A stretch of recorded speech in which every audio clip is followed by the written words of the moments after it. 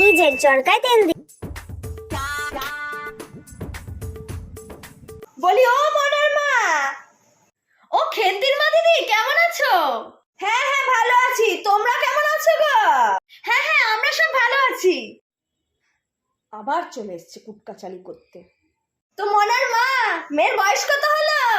ও আমার মেয়েটা এই তো কদিন পরে 20-তে পা দেবে গো।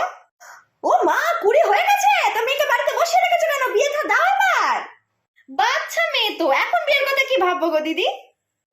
ধাড়ি মেয়ে হয়ে গেছে আর বাচ্চা বাচ্চা করবি তো? মনা, এত বড় হয়ে গেছিস, হাত প্যান্টালুন পরে পাড়া দিয়ে ঘোরাঘুরি করিস, তোর লজ্জা মজ্জা নেই নাকি? তা যেটা বলতে এসেছিলাম দিদি শোনো, আমার একমাত্র মাসতুতো দিদির ননদের বোন জিৎ দিদির ছেলে ভালো সরকারি চাকরি করে, তোমার মনার জন্য কথা বলি নাকি? মেয়ে তো তোমার ধাড়ি হয়ে গেছে, এবার বিয়েটা দিয়েই দাও, আমি না ফ্রিতে ঘটকালিটা পরেই দেবো, বুঝলে?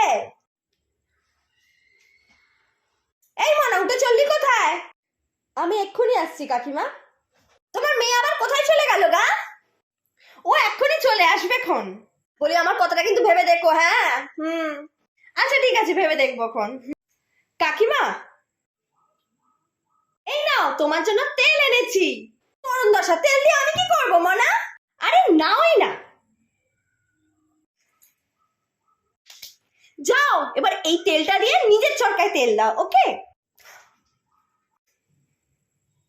এই মনার মা, আমি এখন যাই, হ্যাঁ? আমার বিয়ে দিতে এসেছিল, এবার ভালো শিক্ষা পেয়েছি মহিলা।